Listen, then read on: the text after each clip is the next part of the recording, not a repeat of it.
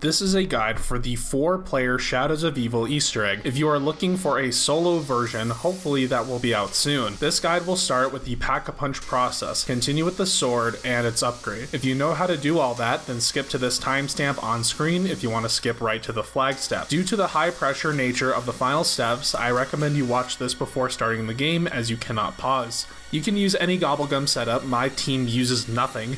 If you want to use classics only, I recommend Anywhere But Here, In Plain Sight, Alchemical Antithesis, Sword Flay, and whatever else you want. I like Arsenal Accelerator personally. If you want to use Mega Gums, I recommend Perkaholic, Pop Shocks, Near Death Experience, and Fear and Headlights. And whatever else you want, it can be shopping free, self-medication, or even a classic gum.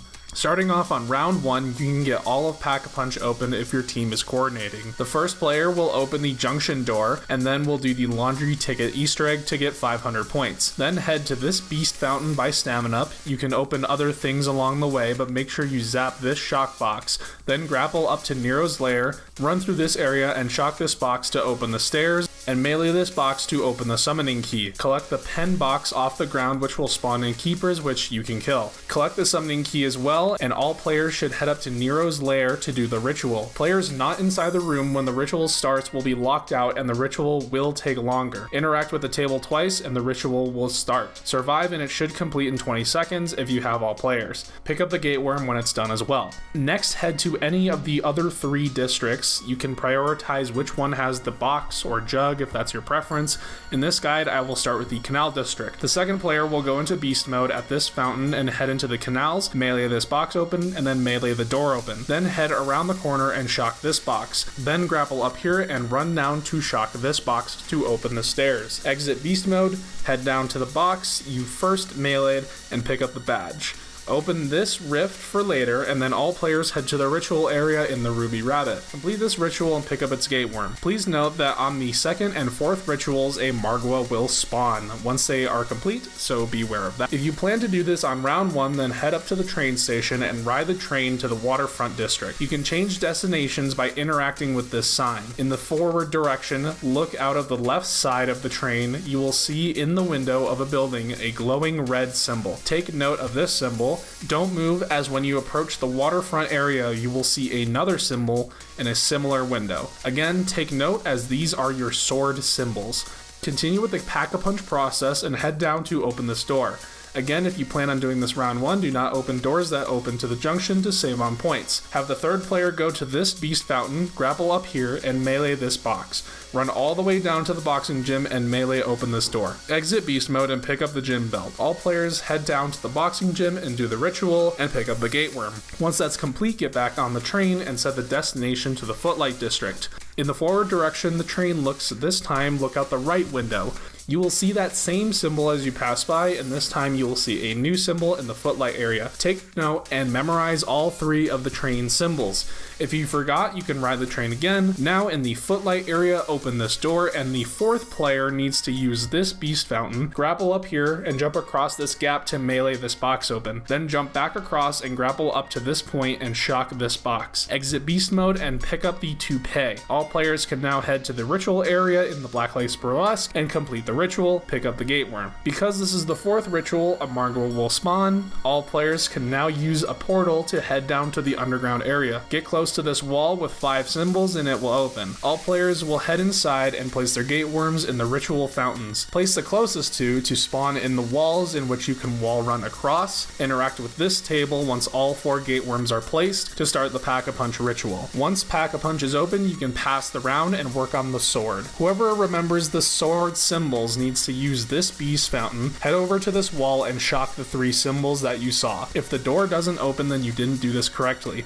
If the door opens, then good. Don't exit beast mode, but instead turn around and melee this big crate. All 4 players can now go to the door that opened and pick up their blue eggs from the statue. Place the blue eggs in this statue. It is recommended that all players do the same statue, as zombies will spawn faster in your location. You need to kill zombies fairly close to the statue. Once your egg is is full of souls, it will make a noise and glow white, and you can pick up your egg and move on to the next area. You should move as a group relatively, as if you split up, the zombie spawns will slow down. You need to fill up the egg with souls and 3 other locations. In the canals area behind the Ruby Rabbit stairs, in the Footlight area under the perk machine, in the waterfront area in the room behind the perk machine. These locations also need to be opened up via beast mode, and you can open up the other district areas that you might have missed upon your first run through. Once you have a fully charged egg, you can head back to the area where you picked up the egg and trade it for your Apothicon sword. Once you have the Apothicon sword, you need to upgrade it. Depending on what character you are is the ritual site you will head to next.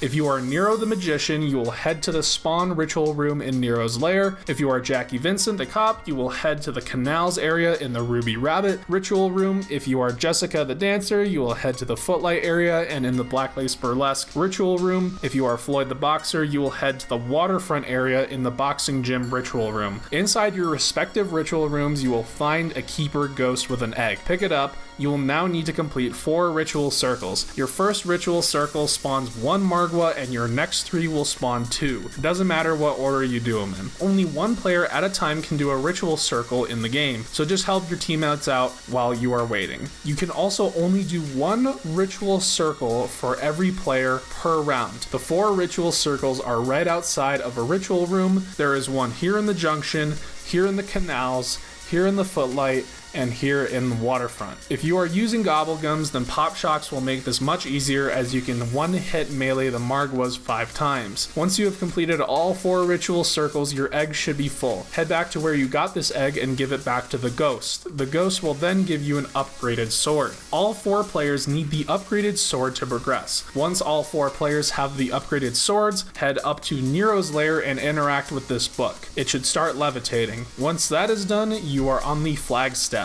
At least 1 player should have the Apothicon Servant for this step. Little Arnies are great as well, and so is the Civil Protector. If you don't know how to get the Apothicon Servant, a link is in the description and the iCard. Same with the Civil Protector. So this step can be very hectic. As I explain this, I will highlight each defense area on screen so you can get an idea of your positioning. How this works is that 4 times, once per each district, you are taking this flag that spawns near Widow's Wine to a defense point. These are indicated by purple lightning on the ground. The person carrying the flag should be 1 designated person. We will get to that in a minute. Interact with the purple lightning to place the flag. This will spawn in a bunch of stuff. You need to protect the flag from being damaged. If it gets damaged too much, it will break and you will need to try again. If you are using Gobblegums, Fear in the Headlights is perfect for this step and makes it a breeze. Each defense area has 3 or 4 directions that enemies come from. Each person can take a direction. Occasionally, about 2 to 3 times per defense area, the Shadow Man will spawn in floating above the ground. You need to shoot him a bit until he disappears, as he has a range attack that can destroy the flag. Spawn in the Civil Protector,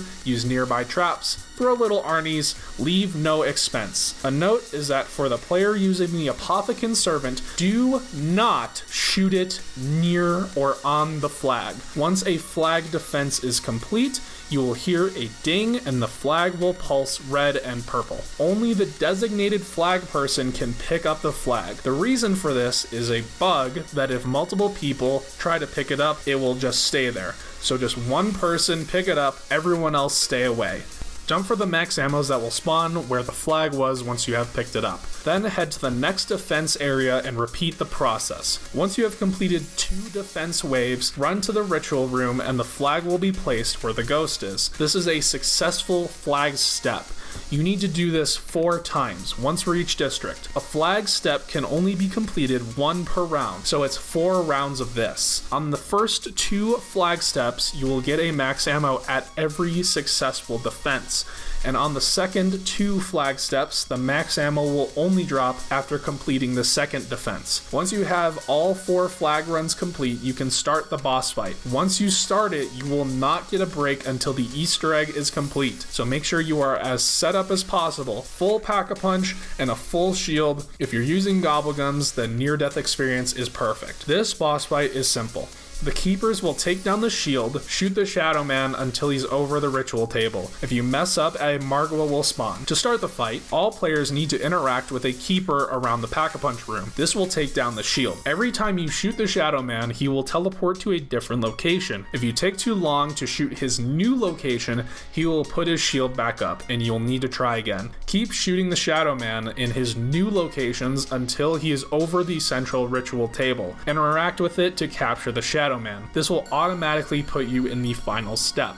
First and foremost, the most important thing you need to know about surviving this is the cleanse mechanic. On average, maybe every 20 or 30 seconds or so, you will get a red flash on your screen. This means you have about 10 seconds to get cleansed or you will go down. To cleanse, you will need to find these flashing white orbs around the map. They are pretty much everywhere, so you won't be far from one, but you need to make this a priority on your positioning. Next, you will need to get a beast mode charge.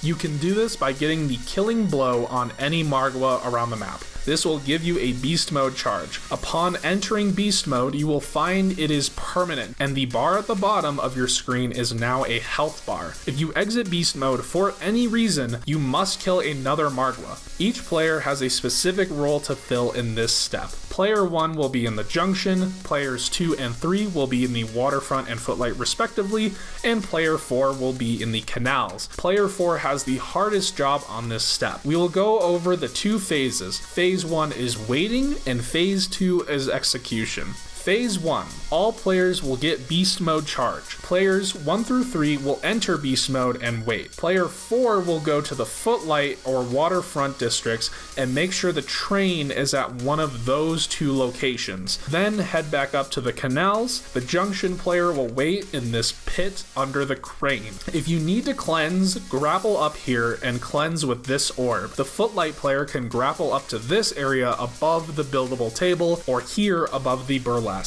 If you need to cleanse, then just jump down to any of these orbs and grapple back up. The waterfront player will grapple up here to wait. If you need to cleanse, just jump down here to this orb and grapple back up to the wait. These three players will want to wait up here so there isn't any panic with the Margwas, as Margwas attacking you in beast mode will force you to exit beast mode. Player 4 will not be in beast mode, instead training around the canals area, waiting for everyone else to be in place. If you need a cleanse, there are orbs everywhere. The canals person is calling the shots here. If any Margwas are more than walking, just kill them. So once the train is at either the waterfront or footlight area, it doesn't really matter, and all three other players are in their beast modes, and the canals person has a charge, it is time to move on to phase 2, the execution. The execution phase in total takes like 10 seconds, but if not everyone is on the same page, then it will cock up. The canals player will say that they are calling the train. At this time, the footlight and waterfront players must head to their train stations quickly and shock these boxes on the ceilings of the train stations. The waterfront box is here, the footlight box is here, the canals box is here. You know you've zapped the box correctly if your train tracks turn blue. Keep shocking them for a few seconds and then leave so the Margwas do not corner you. The junction player will wait until the train passes over them. This will destroy the giant gateworm. Quickly shock all three keepers above you and they will fire their beams. Keep shocking them in succession until you see this happen, and make sure you do this before the gateworm respawns. And do not do this until the gateworm is destroyed by the train. The canals player will quickly notify that they are calling the train, call the train, then quickly run down to this beast fountain, enter beast mode, and run back up to shock their box quickly. If all is done correctly, all players will exit beast mode automatically and the cutscene will play. If you mess up, don't worry, just run it back. Go back to the waiting phase. Waterfront, footlight, and junction players go back to their waiting spots. Canal player exit beast mode and go back to call the train somewhere else to reset and kill another Margwa to get your charge. Once the cutscene plays, you will get the Apocalypse Averted calling card and your sword will return to you, and you have completed the Shadows of Evil Easter egg. If you are trying to get the gateworm in the menu, do not close app, just end the game, accept the loss of your Gobblegums. Again, this Easter egg is pretty simple, it just requires a lot of clear communication. Thank you guys for watching, I'll see you next time.